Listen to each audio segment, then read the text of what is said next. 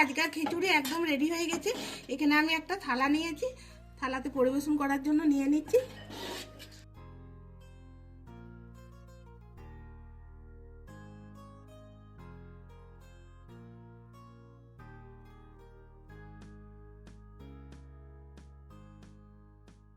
নমস্কার বন্ধুরা, ক্রিয়েটিভ ফ্যামিলিতে আপনাদের সবাইকে স্বাগত জানিয়ে চলে এসেছি আরও একটি নতুন রেসিপি নিয়ে। আজকে আমি বানাবো শীতের নতুন সবজি দিয়ে নতুন কায়দায় সিদ্ধ চালের খিচুড়ি বানিয়ে আপনাদেরকে দেখাবো। তো এখানে আমি নিয়েছি, দেখুন এখানে 3 রকমের ডাল নিয়েছি, মুসুরির ডাল, মুগের ডাল, অড়হর ডাল। এই 3টে ডাল সমান পরিমাণ আছে। আর নিয়েছি এইখানে আমি ছোলার ডাল আর রমা কলাই। এগুলোকে একটু আগে আমি ভিজে দিয়ে রেখে দিয়েছি, মোটামুটি 1 ঘন্টা আগে ভিজে দিয়ে রেখে দিয়েছি। এবার এই ডালগুলোকে আমি ভেজে নিচ্ছি।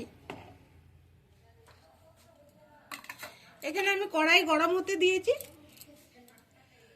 এবার ডালগুলোকে দিয়ে দিচ্ছি। এবার ডালটাকে আমি গ্যাসের আঁচটা এখন ফুলে রেখেছি, ভালো করে নেড়ে চেড়ে হালকা করে ভাজবো, খুব বেশি ডালটাকে আমি খড়াবো না।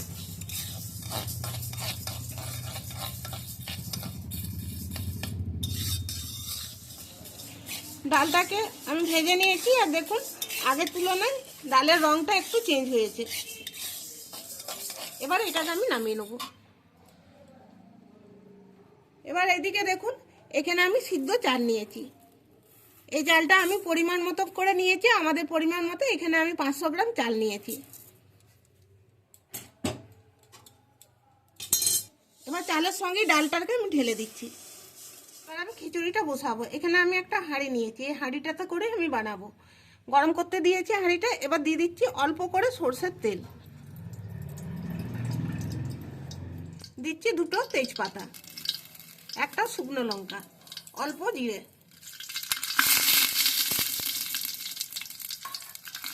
এবার তেজপাতা, গোটা জিরে আর শুকনো লঙ্কাটা এরকম ভাজা ভাজা হয়ে গেছে।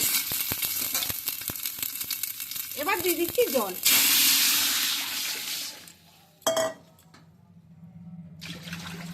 জলটা আন্দাজ করে দিতে হবে।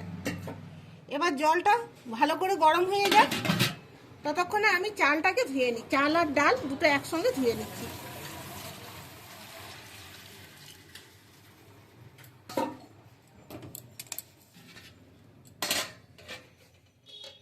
এবার চাল আর ডাল আমি জলের মধ্যে দিয়ে দিচ্ছি।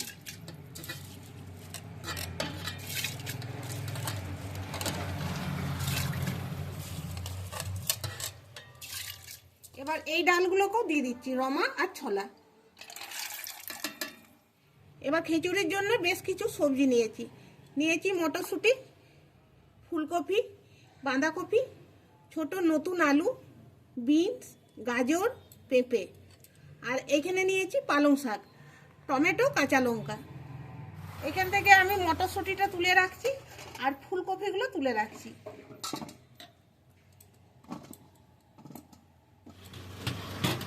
এবার খিচুড়িটা ফুটে উঠেছে, সবজিগুলো সব আমি দিয়ে দিচ্ছি একে একে।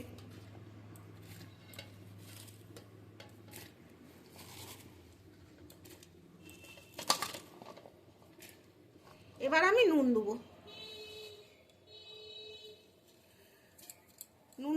নুনটা আমি স্বাদ অনুযায়ী দিচ্ছি, তবে একটু কম করে দিতে হবে। এবার ভালো করে নেড়ে, আর আমি এটাকে অর্ধেক সিদ্ধ হতে দেবো। এখন আমি হলুদ দেবো না, হলুদটা আমি পরে দেবো। হলুদ, ফুলকপি, মটরশুঁটি আর পালং শাক এগুলোকে আমি পরে দেবো। এবার ঢাকা দিয়ে হতে দিচ্ছি। এবার দেখুন হাঁড়ির মুখে আমি একটা জামবাটিতে জল বসিয়ে দিয়েছি গরম হতে, কারণ খিচুড়িতে তো জল লাগবেই। তখন এই গরম জলটা দেবো, ঠান্ডা জল দিয়ে যাবে না।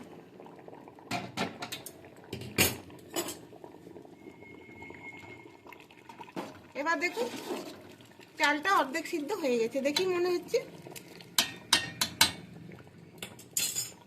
এখানে আমি নিয়েছি পরিমাণ মতো হলুদের গুঁড়ো।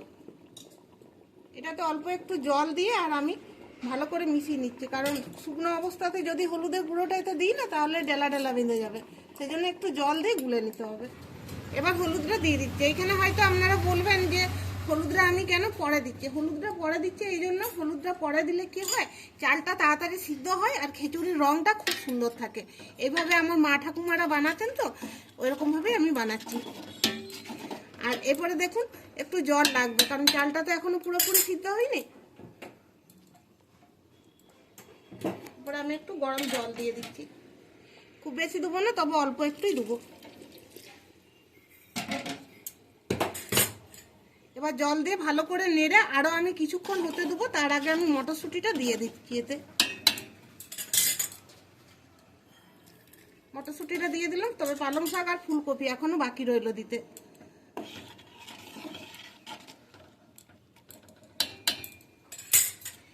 এবার এটা ঢাকা দিয়ে দিচ্ছি। এবার দেখুন বন্ধুরা, খিচুড়িটা 4 ভাগে 3 ভাগ হয়ে এসছে।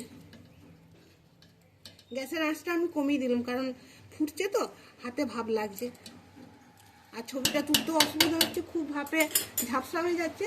এবার আমি পালং শাকগুলো দিয়ে দিচ্ছি। এই সময়তে পালং শাকটা দিলে কি হয়, পালং শাকের টেস্টটা খুব সুন্দর থাকে আর রঙটাও খুব সুন্দর থাকে, তাই পালং শাকটাও আমি একদম লাস্টের দিকে দিচ্ছি। এভাবে একবার আপনারা বাড়িতে অবশ্যই বানিয়ে দেখবেন, খেতে খুব সুন্দর লাগে। এবার ভালো করে নেড়ে চেড়ে আবার আমি কিছুক্ষণ হতে দেবো এটা। পালং শাক থেকে একটু জল বেরোবে, সেই জন্য আমি আর জল দিচ্ছি না এখন। নুনটা অবশ্যই চেক করে নেবেন আপনারা, কারণ এতটা খিচুড়ি তো অতটা আন্দাজ করা যাবে না, নুনটা কমের দিকে রাখার চেষ্টা করবেন।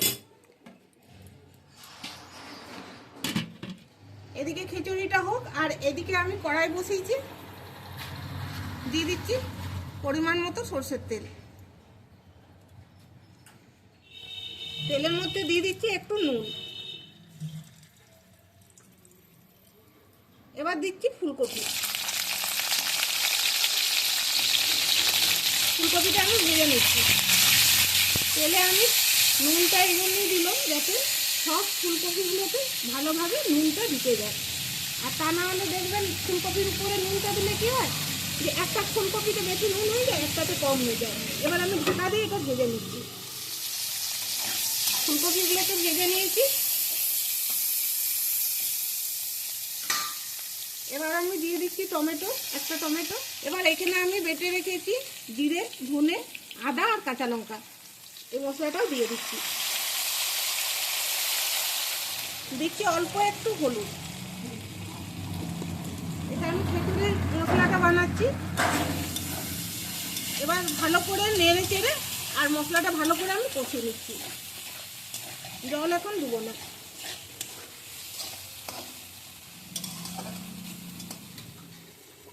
এদিকে আমি খিচুড়িটাও একবার নেড়ে নিই।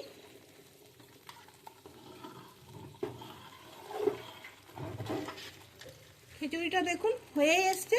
এবার আমি ভালো করে নেড়ে নিচ্ছি যাতে একটু ঘাটা ঘাটা হয়ে যায়। এদিকে মশলাটাও কষানো হবে আর এদিকে খিচুড়িটাও ঘেটে নেওয়া যাবে। এরকম খুব ভালো করে কষিয়ে নিয়েছি। এবার হালকা জল দিচ্ছি, খুব বেশি না, অল্প একটু জল দিচ্ছি।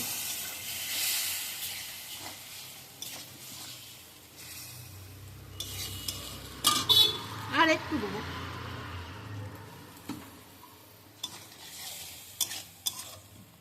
এবার একটু ফুটলে আমি অফ করে দেবো, কারণ এটা রেডি হয়ে গেছে।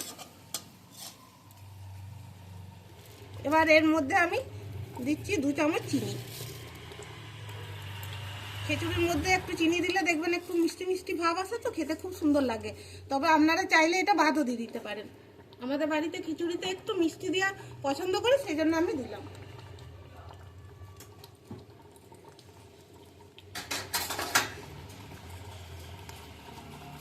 এবার দিচ্ছি ফুলকপি আর মশলাটা যেটা তৈরি করলাম সেটা।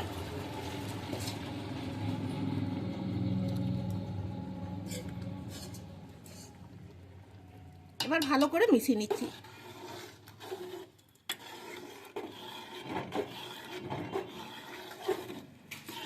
দিচ্ছি ধনে পাতা কুচনো।